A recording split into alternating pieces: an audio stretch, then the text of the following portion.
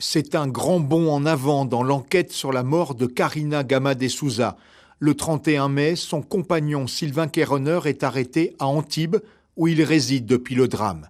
Selon le procureur, durant la garde à vue à Marseille, le suspect dit s'être disputé avec Karina à leur domicile à Cayenne le 14 mai 2020.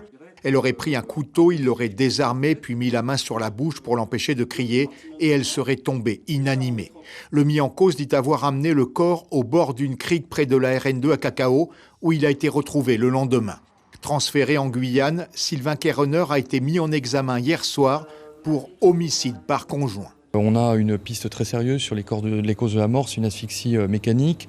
Deuxième élément qui est important, c'est les recherches en ADN qui ont été faites. Il y en a quasiment une demi-douzaine d'expertises ADN qui ont été effectuées. Donc l'ADN de Sylvain Kéroneur a été retrouvé sur quasiment tous les habits de la victime qu'elle portait sur elle au moment où on a retrouvé le corps. Il y a du sperme qui a été retrouvé à l'intérieur de sa culotte.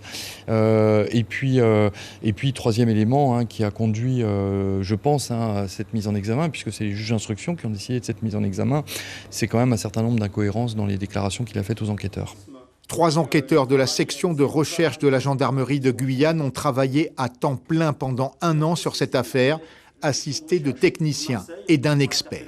Alors ces enquêteurs qui ont procédé à beaucoup d'auditions ont été aidés par des spécialistes, à la fois des techniciens d'investigation criminelle qui travaillent sur des traces biologiques, sur des indices, sur des éléments qu'on peut récupérer sur le terrain, dans des véhicules, dans des maisons, et également par l'appui d'un analyste criminel. C'est un militaire qui maîtrise un outil, un logiciel qui permet d'effectuer tout simplement des rapprochements en intégrant dedans toutes les déclarations. Ce qui permet là aussi de soulever des contradictions parfois dans les déclarations d'une personne, sur son emploi du temps, sur la façon dont il a évolué. La famille de la victime se dit soulagée après cette interpellation. Par la voix de son avocat, Maître Kitter, elle demande désormais la vérité sur les circonstances de la mort de Karina, âgée de 23 ans au moment des faits.